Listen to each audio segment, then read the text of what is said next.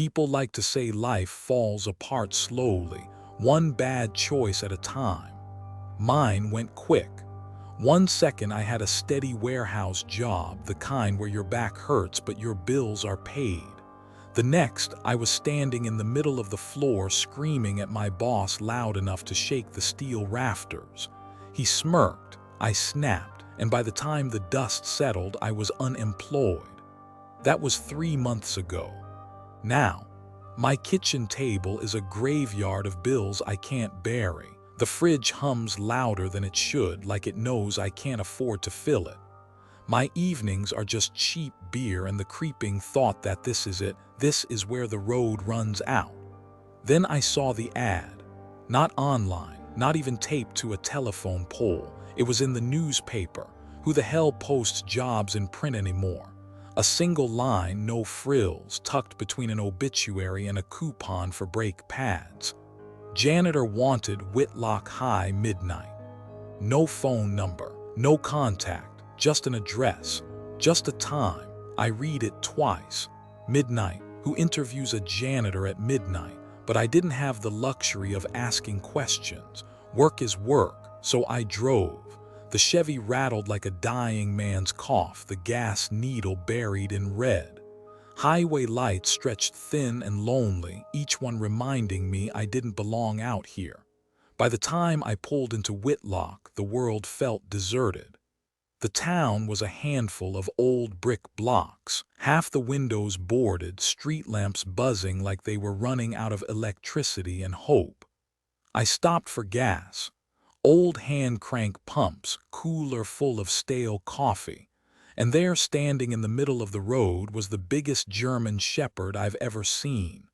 Broad-shouldered, scarred across the muzzle, 3 deep gouges like a bear had tried to tear him apart. His eyes locked on me. Cold, intelligent, too intelligent. For a second I thought he'd charge. Instead, he tilted his head, judging me, deciding. Then his tail wagged once, slow and heavy, and he turned into the dark. I should have left right then. Any man with sense would have, but sense doesn't pay bills. Whitlock High sat on a hill at the edge of town. The place looked like a corpse of a building, black windows lined in rows like dead eyes, weeds climbing the brick, chain-link fence sagging like it wanted to collapse. The sign out front buzzed with 2 stubborn bulbs spelling Go L. Maybe Go Lions once, maybe just Go. I parked, shut off the engine, and sat there in the silence. My chest was tight, like the air itself didn't want me here. Then I told myself what every broke man tells himself before doing something stupid: work is work. The doors groaned when I pushed them open. The hallway stretched out in both directions, lit by dying fluorescents that flickered like they were warning me back. My boots echoed too loud, bouncing down the corridor like I wasn't the only one walking. The office door was ajar. Inside, an empty desk, 1 chair pushed back like someone had just stood up, and a single sheet of paper sitting dead center. I picked it up. "Hi, Tommy. You've got the job, congratulations." My throat dried. Nobody calls me Tommy except my mother. Below, in thick black marker, a second line: "All 6 rooms must be cleaned tonight. If you fail, you will die." The paper shook in my hands. My stomach went cold. And for the first time that night I realized I hadn't come here to find work. The work had come to find me. The paper sat heavy in my pocket the whole time I pushed that mop down the halls of Whitlock High. By the time I made it back to the Chevy, dawn was bleeding up over the horizon, pale and sickly. My hands smelled like bleach, and my coveralls were streaked with things I didn't want to name. But the note was still there, folded crisp, burning against my leg. All 6 rooms must be cleaned tonight. If you fail, you will die. You'd think that kind of warning would break a man. Funny thing is, my first thought wasn't panic, it was denial. It was a prank, hazing, some old Whitlock joke. High schools collect weird traditions like gum under desks. That's all it was, had to be. I told myself the money on the bench, the exact stack of bills left like payment, was just some strange handshake deal, a test, a hazing ritual, nothing more. I drove. The interstate stretched long and empty, my headlights cutting through the last scraps of night. I tried humming to fill the silence. Old songs, warehouse radio hits. None of them stuck. My throat felt dry. At first, the ride home was almost normal. Almost. Then came the cracks. I pulled into a rest stop for coffee, something to shock me awake before I drifted into a ditch. The cashier barely looked at me when I paid, just scanned the bills with a side eye that lasted a little too long, like she saw something on them I couldn't. As I walked back to my truck, the convex mirror bolted above the door caught my reflection. For half a second, it wasn't me. It was me in the uniform coveralls I'd already folded neatly back into that locker. Badge shining in block letters, Tommy. I froze, blinked. The mirror just showed my tired, dirt-streaked face again. I told myself it was exhaustion, nerves, nothing more, but I drove faster. Traffic was light. One 18-wheeler barreled past, diesel engine groaning. The driver leaned on the horn as he passed, a long, angry blare that rattled my ribs. Then mid-note it cut. Dead silence. Not a fade, not distance. The horn just stopped like someone ripped the cord from a wall. I glanced in my side mirror. The truck was still there, red cab swallowing asphalt, lights burning, but the road behind it was silent. No engine, no tires, just absence.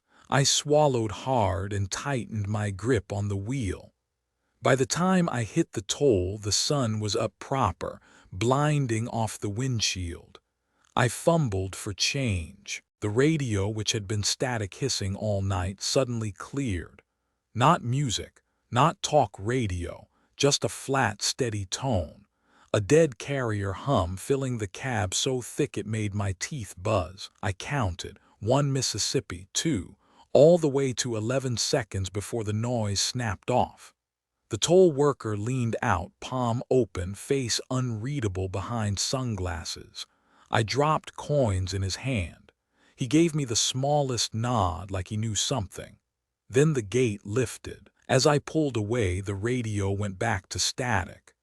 When I finally turned onto my street, I almost convinced myself I'd dreamed it all. The school, the note, the rooms, the silence that followed me like a second shadow. Then my phone buzzed. Notification. New album, Home 2023. It was my cloud storage. Photos auto-sorted into neat little timelines. Except this album wasn't mine. I hadn't created it. I opened it. Dozens of pictures, all stamped with dates from the last 6 months. Every single one inside my house. The couch, my kitchen, my bed while I was sleeping. Photos from angles no one should have been able to take. The last picture was from that morning, me standing in the doorway holding the note from Whitlock High. I dropped the phone. It slid across the passenger seat, face down, as if it didn't want to show me more. For a long minute I just drove, because if I stopped, if I let myself think too hard, I knew the cracks would widen, and I wasn't ready to fall through yet. When I pulled into my driveway, the world looked almost normal again. The morning sun caught the peeling paint on my porch. The neighbor's sprinkler clicked back and forth like a metronome, and the air smelled like cut grass. For one shaky second, I believed I could walk inside, toss my keys in the bowl, and pretend Whitlock High never happened. But the phone in my pocket burned against my leg. That photo album was still there, waiting. I unlocked my door. The hinges groaned the same way the school doors had. I froze on the threshold, telling myself houses make noises, wood expanding, metal complaining. Still, my hand brushed the folded note in my pocket like it was a talisman. All 6 rooms must be clean tonight. If you fail, you will die. I dropped my keys on the counter and forced myself to check the album again. Same title, Home 2023, same pictures. My couch, my kitchen, my bed. Every room lit in the soft gold glow of morning, like the shots were taken while I was at work or while I slept. The worst part, my house looked cleaner in the pictures. Counters wiped, dishes gone, floor swept. Someone had been tidying up like a polite intruder. The newest photo made my stomach clench. It wasn't of a room, it was of me, asleep, head tilted on the recliner, mouth open, my own arm hanging limp. The timestamp, last Tuesday. I stared at the photo until my chest hurt. I didn't remember falling asleep in that chair, didn't remember the camera flash. I closed the album, deleted it, but the icon stayed gray, pulsing like the photos weren't done with me yet. I tried to calm down, made coffee, sat at the table, stared out the window. Then came the noises, not loud, not violent, just wrong. A footstep on the upstairs landing when I live alone. The soft click of a door hinge that should have been closed. A whispering sound like someone dragging fingertips across wallpaper. I went room to room, knife in hand, convincing myself I'd find nothing.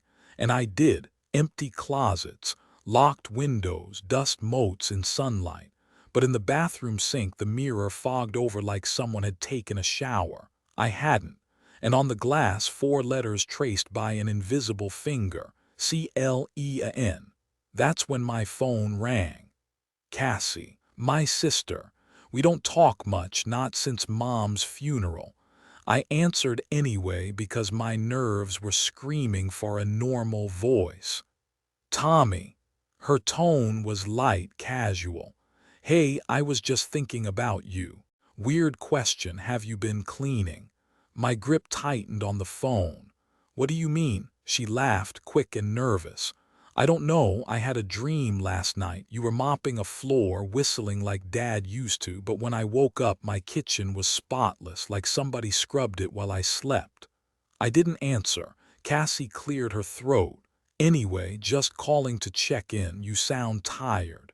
Yeah, I managed. Long night.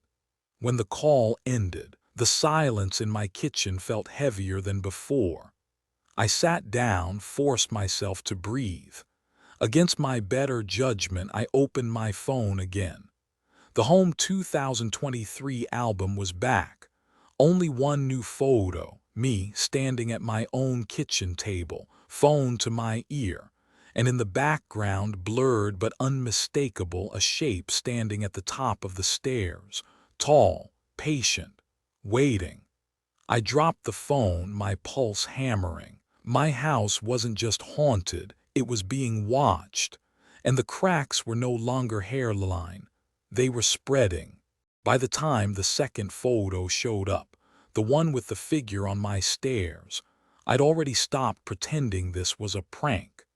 Denial had been comfortable, but it doesn't last long when something breathes down your neck in your own house. The first thing I did was grab the baseball bat from under my bed. It wasn't much, but it was solid wood, and right then I needed something heavier than denial. I crept up one step at a time, bat raised. The air at the landing was cooler than it should have been, like someone had cracked a window in January. My bedroom door stood wide open. I never leave it open. I flicked the light switch. Nothing. The bulb overhead glowed faint red for half a second like an exit sign and then died completely. The bat shook in my hands. Who's there? No answer, just the creak of a floorboard deeper inside the room. I stepped in, heart pounding. The bed was neatly made, too neatly. The kind of corners Mom used to demand. On the pillow sat my phone, not where I dropped it downstairs. Propped up perfectly, screen facing me. The screen lit. One word typed across it, clean. I backed out of the room, forcing myself to breathe through my nose. That's when I caught it, bleach, sharp and chemical, the exact smell of Whitlock's hallways. It was seeping through my house, up the stairs, into the carpet, into the air. My lungs burned with it. I stumbled back to the kitchen, gagging. The sink was full of soapy water I hadn't run. My dishes, the ones I'd left crusted with dried sauce, were stacked neatly to dry. Someone was cleaning for me, or worse, through me. My phone buzzed. Another new photo in home 2023. This one showed the sink. The dishes perfectly arranged, water still steaming. Same angle I was looking at now. Except in the photo, there was a reflection in the window above the sink. A man, coveralls, mop in hand, badge shining. Tommy. Not me, not anymore. I ran to the living room, adrenaline burning away the bleach. On the wall above my couch hung the old family clock, a relic from Dad. Thing hadn't ticked in years, but now it was moving. Second hand twitching, minute hand dragging itself higher. 11:59. My chest went ice cold. The school clock had read the same thing, stuck in its own broken midnight. The air in the living room thickened, pressing down like a hand on my head. And then, faint but certain, I heard it, coming from inside the clock, rattling against its wooden case, the sound of a mop bucket's wheels rolling. I stood there, staring at that clock, the bat trembling in my grip. I could stay here, let the rules seep deeper into my house until every corner smelled of bleach and every mirror showed a man in coveralls who wasn't me, or I could face it head on. The note in my pocket crinkled as if to remind me, all 6 rooms must be cleaned tonight. If you fail, you will die. My safe zone was gone.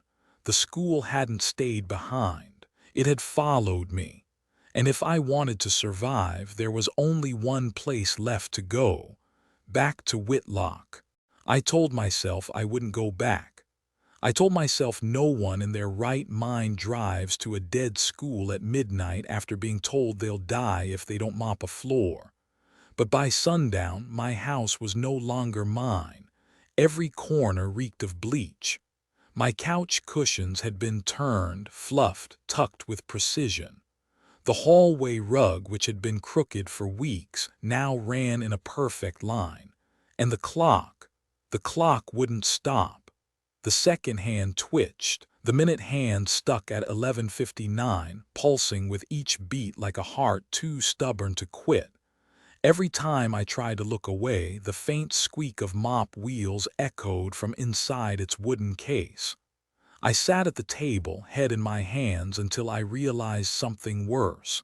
My phone was recording me. The screen glowed, camera running, no app open. The red circle blinked. I grabbed it, thumb shaking. The recording stopped. New photos uploaded instantly into the Home 2023 album. Each one stamped with the same caption, Room 2, Room 2, Room 2. So I drove. The Chevy shuddered on the empty road, headlights cutting through a dark that felt thicker than it should. The German Shepherd was waiting at the edge of town. He stood under a dead streetlight, eyes pale, scars catching the glow. This time he didn't wag his tail. He just turned and trotted up the hill toward Whitlock High, like a guide or a warning.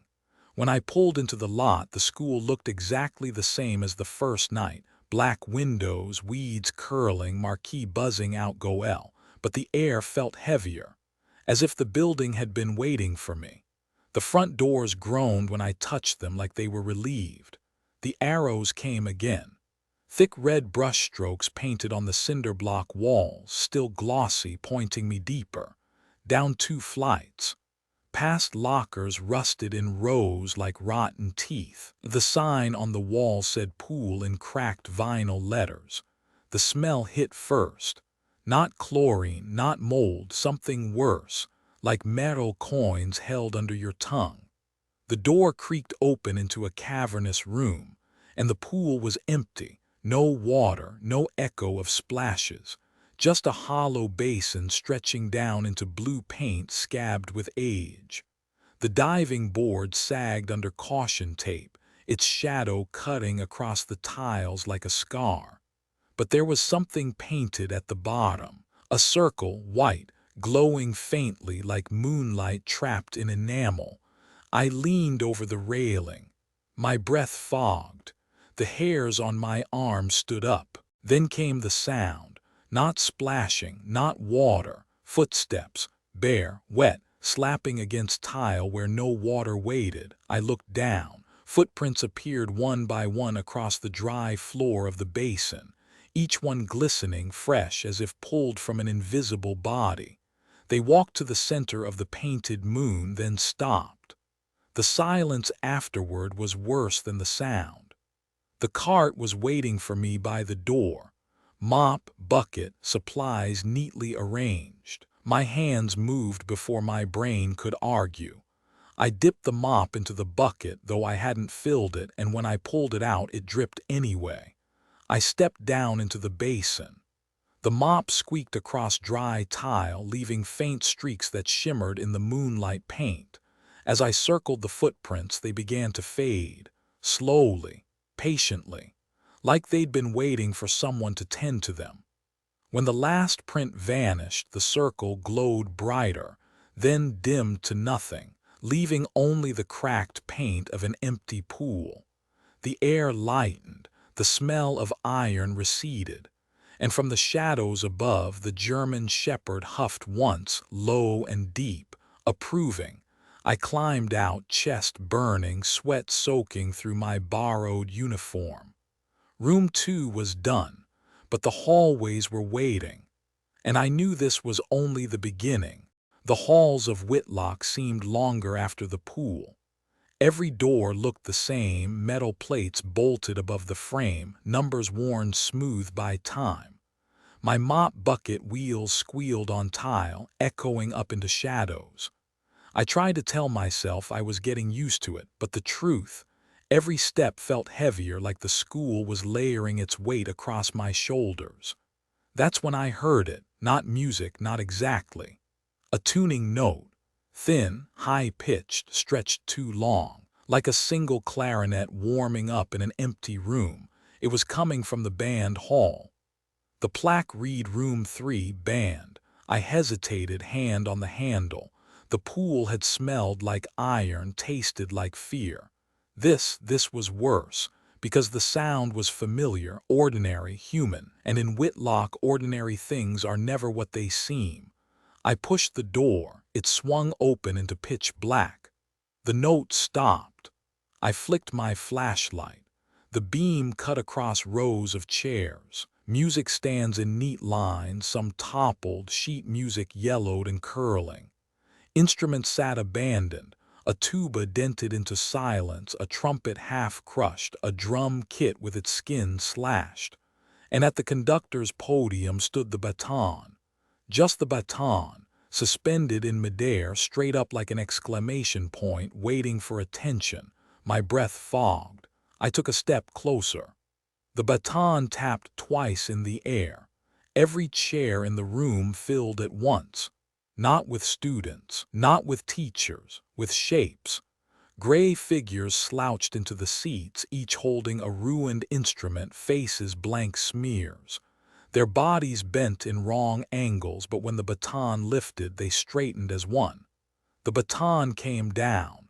Sound exploded, not music, noise. An orchestra of things breaking, strings snapping, horns blasting air like screams, drums thundering without rhythm. I dropped the mop handle, hands clamped over my ears. But the noise wasn't in my ears. It was inside my skull, vibrating my teeth, rattling the bones behind my eyes. The baton slashed sideways. The noise cut dead. Silence fell so heavy it pressed me toward the floor. Every gray figure turned its head toward me in unison. The baton flicked again, this time toward the floor. A line of dust had gathered under the chairs. I saw it clear in my flashlight beam. Years of neglect, gray clumps clinging to tile. I knew what it wanted. I grabbed my mop, knees shaking, and started to sweep. The baton twitched each time my bristles missed a spot, each motion sharper, angrier. The gray figures leaned forward with their broken instruments, ready to play another note if I slipped. I didn't slip. The dust vanished under my strokes. The floor shone faintly, pale and clean. When I finished, the baton froze. Then slowly it lowered itself onto the podium. A single tap echoed through the room like a gavel closing court. The gray figures slumped, one by one, into boneless heaps of shadow. Instruments clattered to the ground, ringing dull and wrong. The room was empty again. I turned to leave, pushing the cart toward the door. My hand brushed the podium as I passed. The baton snapped upright. One word hissed in my skull, not spoken, not heard: wait. The sheet music on the stands flipped at once, pages turning until everyone showed the same thing: 6 black notes, written across staves like marks on a tally. 3 of them crossed out, 3 still waiting. I shut the door behind me. The silence of the hallway wasn't comforting anymore, because I knew the baton wasn't finished with me, and there were 3 rooms left. The hallway after the band room felt different, colder, like the baton's silence had followed me, hitchhiking on my shoulders. Every step my mop cart squeaked felt like it was too loud, too careless, as though something was listening for me to mess up. And then I smelled it. Not bleach this time, not iron, formalin, sharp chemical, sour enough to sting the back of my throat. The plaque above the next door was stamped in crooked brass letters: Room 4, Science. The knob turned too easily. I pushed into a room lined wall to wall with cabinets. Jars sat behind glass, rows of cloudy liquid, labels peeling, contents blurred by decades of rot. The fluorescent bulbs above buzzed, some flickering, others burned out, leaving the whole place in alternating shadows. At first it just looked abandoned. Dust, broken beakers, a chalkboard with half an equation scrawled across it. But then I saw the tables, each one set up for dissection, scalpels laid out, metal trays, and in the center of every tray a specimen: frogs, mice. A fetal pig, skin gone gray and waxy. Every one of them twitched. Not alive, not really, but not dead either. Their limbs jerked in tiny spasms, jaws opening and closing like broken wind-up toys. The fetal pig's legs gave a slow, stiff kick, rattling the tray. The smell of formalin got thicker, coating my tongue. The chalk screeched. I spun. The board was writing itself, white chalk dragging across green slate in jittering strokes. Words scrawled out in tall, uneven letters: clean or be cut. My hand tightened on the mop. I forced myself to move, pushing the cart forward, wheels groaning across the tile. Every jar in the cabinets turned. The pickled things inside, the frogs, the snakes, the cats with their eyes clouded, pressed against the glass, bodies warped but moving, faces smeared and eyeless but locked onto me. Their mouths open, no sound, but the jars thumped like fists against glass. I started sweeping. The dust clung sticky as if mixed with old blood. The bristles dragged, whispering across tile that hadn't seen light in years. Behind me the first tray rattled. The frog sat upright, chest rising once, water dribbling out of its stitched belly. It croaked, dry, hollow. Another tray, the mouse. Its spine bent backward with a sharp crack. I gritted my teeth and kept sweeping. The chalk scratched again. Don't stop. Halfway across the room I froze. The fetal pig was gone. The tray sat empty, streaked with wet lines where it had dragged itself free. My breath caught in my throat. Then I heard it, slapping. Wet, soft, close to the floor. I shined my flashlight under the table. It was there, crawling, tiny legs clawing, skin splitting around its stitched belly. Its head tilted and its mouth opened in a squeal so sharp my eardrums rang. Every jar in the room shattered at once. The noise of breaking glass filled the lab as fluid spilled out, soaking the floor. Dozens of half-preserved creatures slopped onto the tile, twitching and writhing in chemical puddles. I pushed the mop hard, bristles squealing across slick tile. Each swipe made the fluid hiss, steam rising where mop met floor. The frogs twitched once, then went still.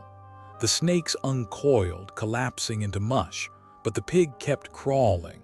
Its tiny hooves clicked, leaving streaks of chemical across the clean spots I'd already mopped. "Stay down," I muttered, sweeping faster, harder, until my palms blistered. The chalk screeched again, only clean. I shoved the mop under the table, pressing the bristles down onto the pig. It writhed, squealed once more, then collapsed into silence, body flattening into a smear of pink that dissolved under the bleach. The room exhaled. The smell of formalin lifted, faint as a memory. I wiped sweat from my face. The last puddle dried, the floor gleamed faintly. Then I saw it. On the desk nearest the door sat one last jar, whole, unbroken. Inside floated something new, a human hand, my hand, pale, familiar, a scar across the knuckle that I recognized, and as I watched, the fingers twitched. I staggered out of the room, chest heaving. The hallway looked darker than before, each light fixture sputtering like it wanted to die. 4 rooms down, 2 to go, and I wasn't sure if there'd be anything left of me to finish them. The air in the hall was heavy after the science lab. I pushed the cart, mop wheels squeaking in rhythm with my pulse, and I knew where the next door waited before I even saw it. The smell gave it away. Not bleach, not formalin, steam, damp, metallic, faintly sweet like water boiled too long in a rusted kettle. The plaque above the door read, "Room 5, Locker Room." The handle was wet when I touched it, slick. My palm came away red. I told myself it was rust. I didn't believe it. The door opened into a fog that swallowed my flashlight beam. The air hit me hot and wet, thick as a sauna, but the smell was wrong: copper, sweat, mildew. Somewhere deep in the fog, water hissed, showers running. I pushed the cart forward, wheels rolling over tile that clinked like glass. The sound echoed, but there were no echoes of my footsteps, only whispers. Faint, close, overlapping like a dozen voices gossiping in the steam. I froze, straining to hear. All of them whispered the same word, over and over. Clean, clean, clean. Shapes moved in the steam. At first I thought it was just heat playing tricks on my eyes, until one of them bumped the wall, leaving a smear of red behind. My flashlight beam caught the shower heads.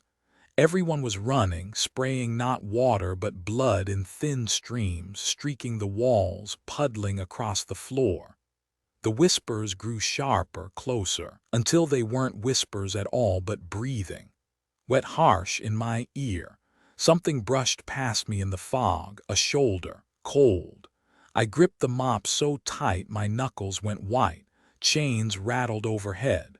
The steam thinned just enough for me to see them, rows of meat hooks dangling from the ceiling, swaying gently. Drips fell from them, pattering into the red puddles below. One of the hooks jerked like it had just been pulled free of weight. And in the fog I heard something fall, a wet thump. The breathing grew louder, closer, surrounding me. The note in my pocket felt like it was searing against my leg. All 6 rooms must be cleaned. I dipped the mop into the bucket. When it came up, bristles dripping, the whispers stopped. Every single sound, the showers, the breathing, the chains, paused, waiting. I swept. The mop squealed across bloody tile, leaving streaks of cleaner paths in its wake. The steam recoiled, pulling back with each stroke, like the room itself hated the cleanliness. But then the whispers began again, sharper now, angrier. Shapes pressed closer in the fog, faceless bodies crowding around the edges of my vision. Each time I missed a spot, a hook above me swung low enough to graze my head. "Okay," I muttered, sweeping harder. "Okay, okay." When the last puddle vanished, the showers cut off in unison. The steam collapsed like smoke sucked out a window, leaving the locker room bare and ruined. Hooks dangled. Chains rattled once, then stilled. The whispers were gone, but on the far wall, written in condensation that hadn't been there before, was a sentence. "Room 6 is waiting." I backed out of the locker room, chest heaving, mop still dripping blood that wasn't really there. The hallway was darker than before, only one light buzzing at the far end. And sitting in the center of the hall, as calm as if it had been waiting all night, was the German shepherd.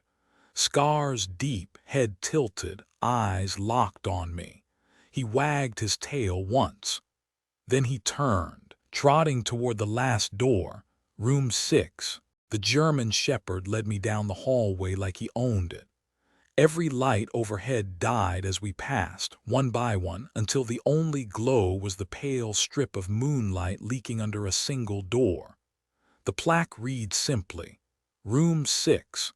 The dog stopped in front of it, scars deep across his muzzle, and stared at me. For a second I swore his eyes weren't canine at all. They were human, tired, warning. Then he huffed once, low in his chest, and padded back into the dark. The handle was cold when I touched it. The door swung open and the hallway folded away like a stage set. I was standing in my mother's kitchen. Not like her kitchen, her kitchen. Linoleum floor with faded flowers, yellow curtains over the sink, a dent in the table where she dropped a cast iron pan years ago. The magnet shaped like a lemon still clung to the fridge. And her. She sat at the head of the table, hands folded, wearing her Sunday dress with the floral print, her hair pinned back the way she always wore it when she wanted to look proper. She looked at me and smiled. "Tommy," she said, "I've been waiting for you." The table was set, plates, forks, steam rising from a casserole dish in the center, gravy thick in the air. "Sit," she said, "eat. Don't be silly now, you look thin." My legs moved without asking permission. I sat. She spooned potatoes onto my plate, ladled gravy the way she used to. It smelled so real, so normal. For a moment I wanted to believe. But the note in my pocket burned against my skin. "All 6 rooms must be cleaned. If you fail, you will die." I looked at her hands. They were pale, veins roping under skin too thin.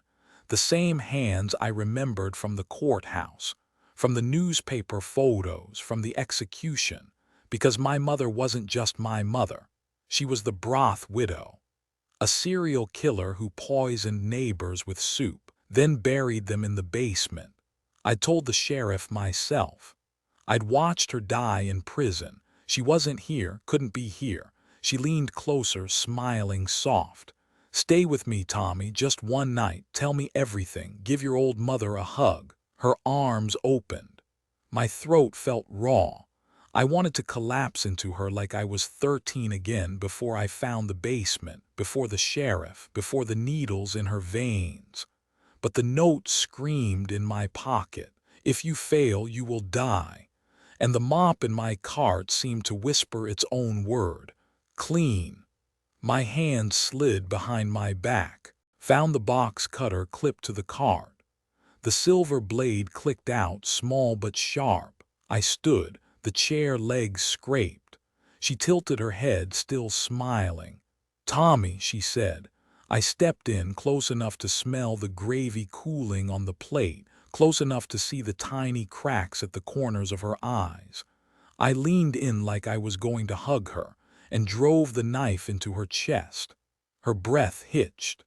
For a second her eyes were human, just a tired mother at a table. Then they went flat. I eased her body back into the chair. Her head lolled forward, chin dipping into the bowl like she'd fallen asleep at supper. No breakdown, no speeches, just work. I cleaned, wiped the table, stacked the plates, folded the napkins, swept the linoleum until it gleamed. When I finished, the room held its breath. Then the door clicked open like it was any other classroom. The kitchen folded away. I was back in the hall. The janitor's locker room waited downstairs. Inside, on the bench, was a neat stack of cash, exactly $500. No note, no explanation, just payment for a night's work. I put the coveralls back in my locker, clipped the badge where it belonged, shut the door. The click echoed like final punctuation. When I stepped outside, dawn was breaking. The Chevy sat where I'd left it, engine still warm. I drove home slow, gravel crunching under the tires. In the rear view, Whitlock High sat on the hill, windows black, patient, watching. The sun was already high when I pulled into my driveway. Birds chirped. My neighbor watered his lawn, waving at me like it was just another Tuesday. For one fragile moment, I almost believed it was. I carried the $500 inside and dropped it on the table. The bills looked too clean, crisp edges, like they'd never been folded, never touched. I showered, tried to scrub the smell of bleach and blood and formalin out of my skin, tried to wash away the sound of hooks clanging, the squeal of a pig that never should have lived, my mother's last smile. But when I stepped out, steam still clinging to the mirror, 4 letters were traced across the glass. CLEAN. I made eggs, toast, sat down with coffee, pretending the world was ordinary. My phone buzzed. Notification, new album, Home 2023. My stomach dropped. I deleted that album last night. I opened it. New photos. Me in the shower, me at the table eating eggs, me asleep on the recliner. Each one stamped with a time, 12:01 a.m. Each one tagged with a caption in block letters, shift complete. The phone rang, my sister's number. I hesitated, then answered. Tommy. Her voice was tight, scared. Did you come by last night? What? My house, she said. When I woke up this morning, the kitchen was spotless, like someone cleaned every inch, and there was money on the counter, $500, no note. The silence stretched long between us. Tommy, she whispered, what the hell's happening? I almost told her, almost spilled every detail about Whitlock High, but something in my chest locked up like the words themselves belonged to the school now. I don't know, I said. Just don't go looking for a job. After she hung up, I walked into my living room. The clock on the wall ticked, not broken anymore, not stuck at 11:59. It ticked steady, patient, but when I leaned closer, I saw it. The minute hand wasn't moving forward, it was counting backward. I sat on the couch, money still burning in my pocket, the tick of the clock crawling into my skull. The school hadn't let me go. It never would. I wasn't hired for one shift. I was hired for forever. And tonight, when the hand reached midnight again, Whitlock would call me back. Because I wasn't just Tommy anymore. I was the janitor. The minute hand on the living room clock ticked backward all day. By dusk it had crawled up past 10, and my chest felt tighter with every click. When it reached 11, I couldn't fight it anymore. I grabbed the keys, the mop cart somehow already waiting by my front door, and drove. Whitlock High loomed black against the horizon, exactly where I'd left it, but something was wrong this time. The marquee out front no longer buzzed Goel. Now it burned bright. Welcome back, Janitor. Inside, the air was thicker. The fluorescents hummed louder, shadows stretched longer. The arrows were back, painted in the same red strokes, but they weren't pointing to the same doors. They led me down a hallway I hadn't walked before, toward a new room one. The door opened into the cafeteria. Tables stretched wall to wall, benches bolted down, trays stacked high. The smell hit first, sour milk, mold, old grease. Then the trays began to slide, one by one, like invisible hands were serving dinner. Each tray stopped in front of a shape, students, or the memory of them, skin gray, eyes hollow, mouths opening in slow hunger. Their trays were empty. They all turned to me. The chalkboard at the front of the room scrawled itself, "Feed them clean." I pushed the mop cart forward, heart slamming. The buckets weren't full of water anymore. They sloshed with soup, thin, gray broth. The same recipe my mother used. I ladled it out, one tray at a time. Each student lifted a spoon, lips working slow, swallowing in silence. The room stank of death and chicken fat. When the last tray was filled, the students dropped their spoons in unison, heads tilted. Every one of them whispered the same word, "Janitor." The lights flickered, the room emptied, and I knew this was just the beginning. The hallway felt longer, darker, hungrier. I wasn't cleaning anymore. I was serving. And Whitlock wasn't testing me. It was training me. The hallway bent toward a wing I hadn't seen before. Dust coated the walls so thick it dulled the red arrows, but the paint still glistened wet, fresh. The plaque over the door read, "Room 2 Library." The door opened into a cavern of shelves. Books towered higher than any high school collection should allow, rows vanishing into shadow. Fluorescent bulbs flickered overhead, but their light barely touched the upper stacks. It smelled like paper left in the rain. I pushed the cart in. The wheels squeaked across carpet instead of tile, muffled and wrong. My mop bristles dragged limp, useless. The silence pressed down, not peaceful, expectant, like the room was waiting for me to open something. The first shelf I passed vibrated. Every spine turned at once, shifting like eyes following me. The titles blurred. Letters rearranged themselves until they spelled my name, Tommy. Row after row echoed it, Tommy, Tommy. I grabbed one. The cover was cracked leather, warm under my hands like skin. I opened it. The pages weren't blank. They were filled with photos, me as a kid, me in the warehouse, me last night in room 5, mop in hand, hooks swaying overhead. Each page turned itself faster until it reached one that hadn't happened yet, me lying face down in a hallway, coveralls soaked, badge bent, the caption beneath, "Janitor terminated." The air shifted. A shape moved in the shadows between shelves, tall, thin, stooped under the weight of something heavy. It shuffled forward. A woman, or what used to be, skin like parchment, eyes black sockets, fingers stained with ink. She carried an armful of books pressed to her chest, spines twitching like they wanted free. Her jaw unhinged wider than it should have. Her voice poured out in a rasp, "Clean the record." She dropped the books. They hit the carpet and burst open, pages spilling like wings. The words crawled off them, writhing across the floor in streams of black letters. I swung the mop down. The bristles scraped across carpet that wasn't really carpet anymore. It was parchment, covered in ink that smeared with every stroke. The letters hissed as I swept, curling, burning away like ash. The librarian shrieked. Pages flapped around me like bats, paper cuts slicing my arms, my face. I kept sweeping, faster, harder.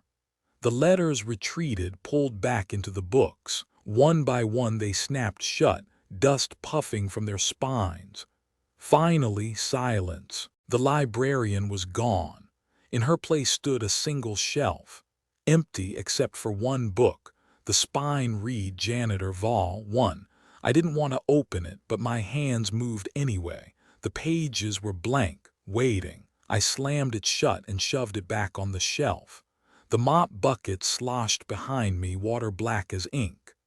I staggered out, chest burning, the hallway spinning like a tunnel. 2 rooms done, 4 left, and Whitlock was riding every step of it down.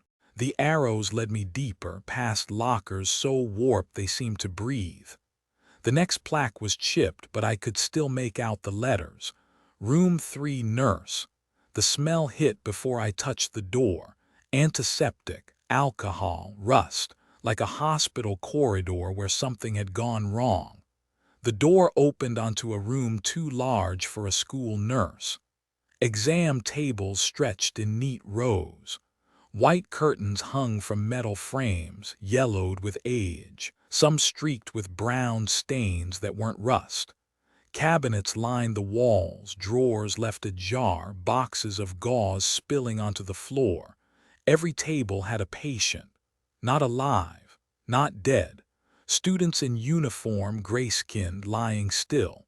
Each one hooked to an Roman IV bag filled not with fluid but ink-black liquid that dripped slow, drop by drop, into their veins.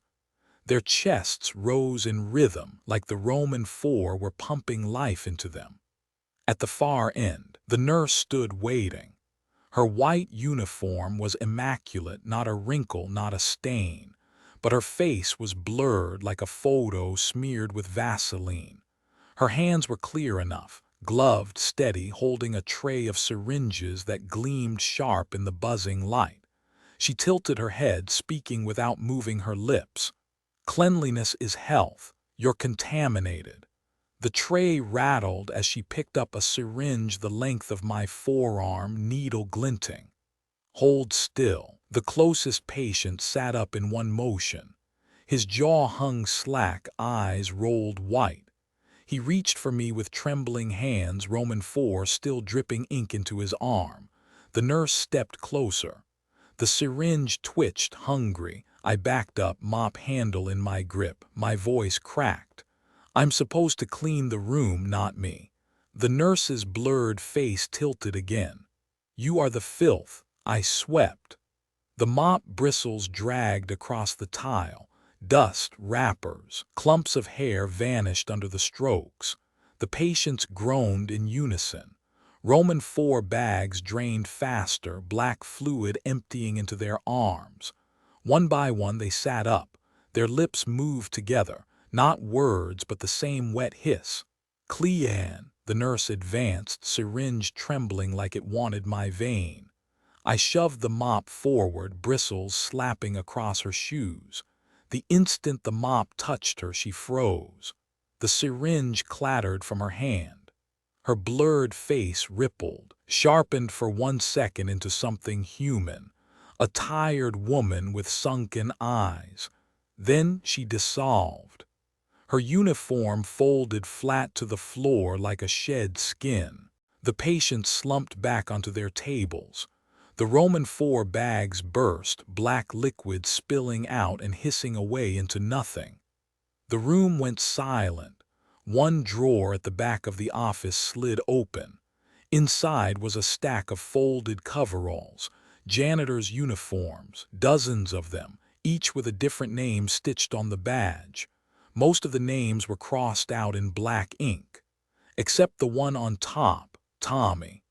I left the room shaking, mop dripping, the note in my pocket heavier than ever.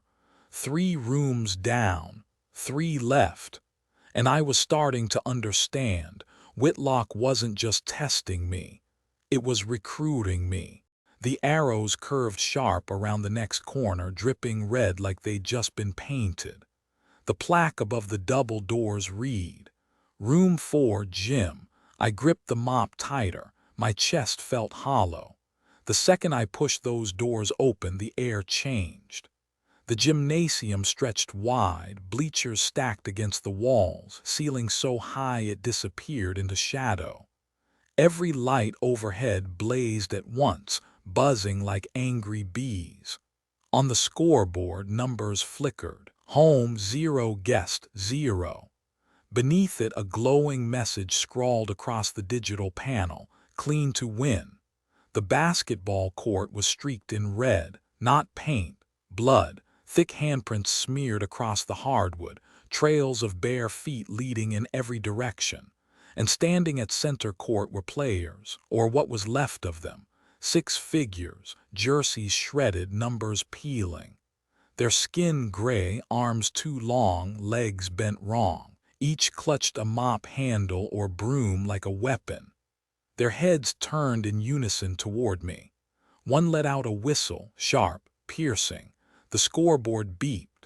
Home, 0, guest, 1. They were the guests. I was the home team. The buzzer blared. The players lunged.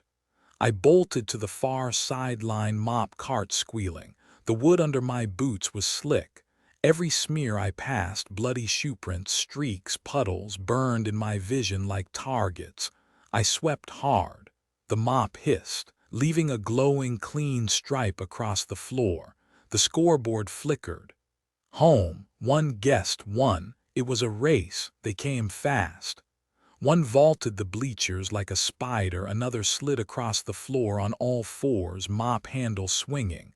I dodged, heart hammering, bristles scraping across gore-slick wood. Each clean patch lit faintly, glowing like chalk lines. The scoreboard ticked. Home, 3, guest, 4. I was losing. A player snatched the mop from my cart and hurled it into the hoop. The rim snapped, chains rattling, blood splattering as the mop spun back down. The scoreboard beeped. Home, 3, guest, 10. The buzzer wailed. The gym shook. The bleachers split down the middle, groaning open like jaws. Inside yawned a pit, black and endless, full of teeth that weren't supposed to exist in this world. If I lost, I knew exactly where I'd be thrown. I dropped to my knees and scrubbed with my bare hands. The blood hissed, dissolving under my touch, burning my palms raw. The scoreboard flickered. Home, 9, guest, 10. One more, just one. I clawed at the last smear, knuckles splitting. The wood gleamed. The buzzer screamed. The scoreboard froze.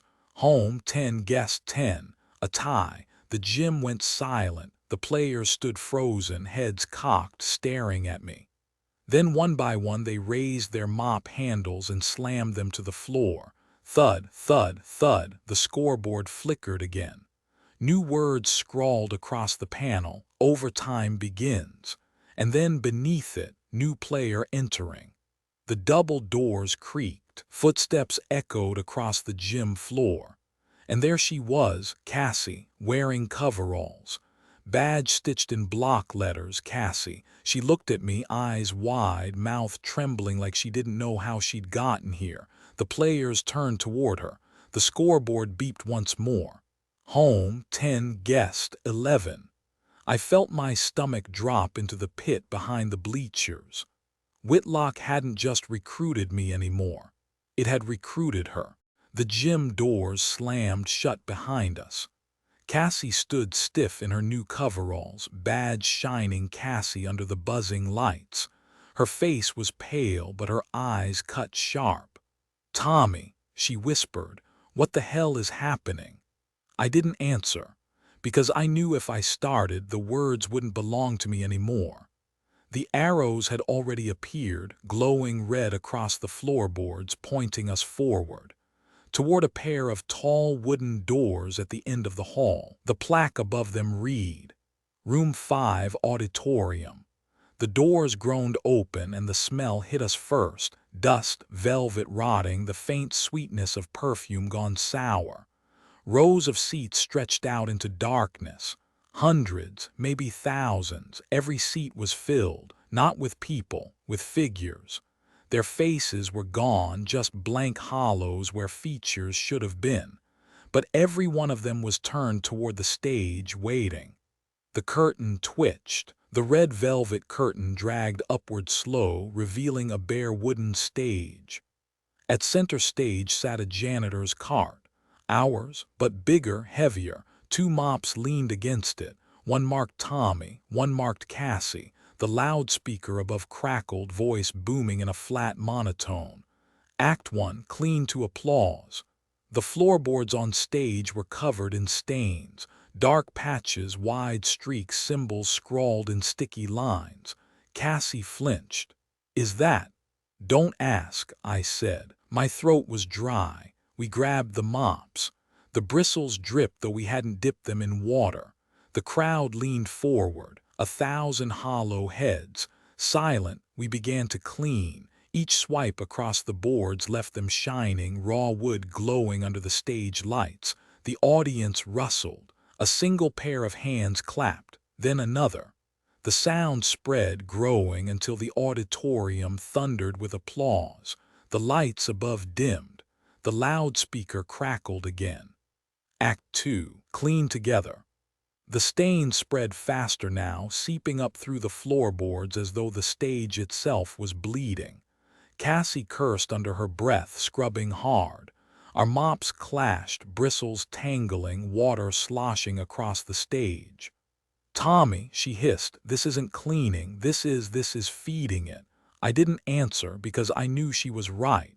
But the crowd leaned closer, applause building, demanding more. My mop slipped, striking her wrist. She snapped. "Don't you get it? This is your fault." The loudspeaker roared above us. Act 3, only 1 star. The lights swung, blinding spotlight locking on me. The applause turned jagged, half for me, half against her. Cassie's eyes widened. She gripped her mop like a weapon, and the crowd went wild. We stood center stage, breath ragged, the stains spreading faster than we could keep up. The cart rattled behind us, buckets groaning, handles shaking like snakes coiled to strike. Cassie whispered, "Tommy, if it wants 1 star, I'm not letting it be you." The spotlight burned hotter. The applause hit fever pitch. And I realized the auditorium wasn't watching us clean anymore. It was waiting for us to fight. The spotlight burned hot on my face. Cassie stood across from me, mop handle clenched like a weapon. The crowd of faceless things leaned forward, waiting. The loudspeaker crackled.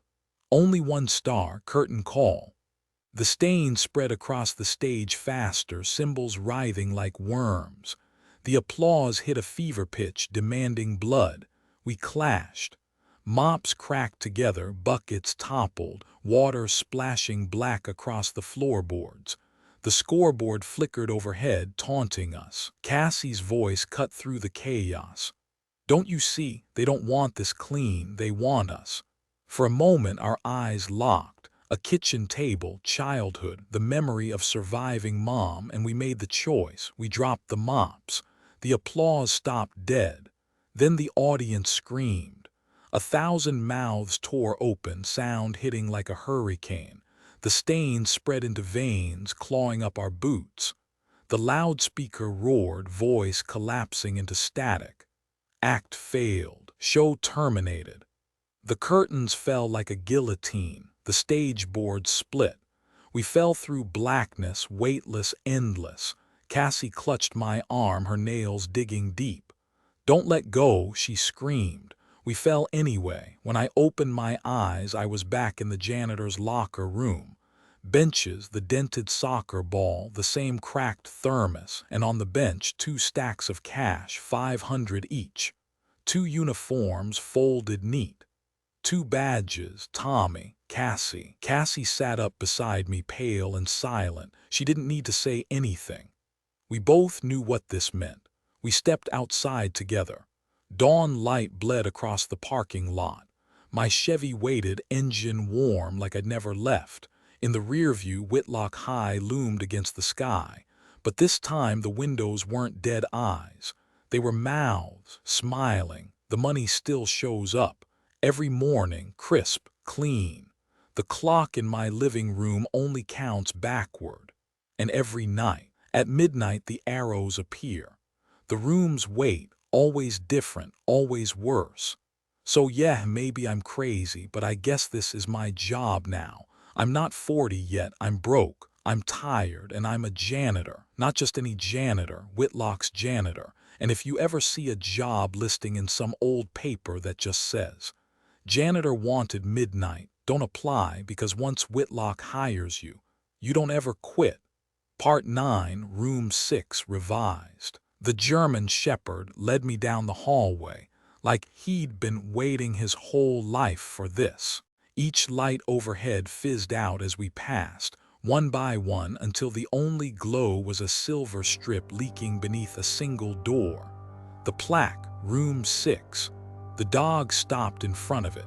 His scars caught the pale glow. For a moment, his eyes didn't look like a dog's at all. They looked human, tired, warning. He huffed once low, final, then padded back into the dark. I touched the handle, cold as a morgue slab. The door swung open, and the hallway folded away. I was standing in my mother's kitchen. Not like her kitchen. The faded flower print linoleum, the dent in the table from a dropped pan, lemon magnet on the fridge, yellow curtains over the sink, and her. She sat at the head of the table, hands folded neat, Sunday floral dress, hair pinned back proper. She looked up, smiling the way she had when I was 10 and late for supper. "Tommy," she said, "I've been waiting." The table was set, plates, bread half sliced, casserole steaming, the air thick with gravy and nostalgia. My body moved without asking. I sat. She spooned potatoes onto my plate, ladled gravy slow like nothing had changed. But in my pocket the note burned. All 6 rooms must be cleaned. If you fail, you will die. Her hands were pale now, veins roping under the skin. The same hands I'd seen in the courthouse, in newspaper photos, on execution day. Because she wasn't.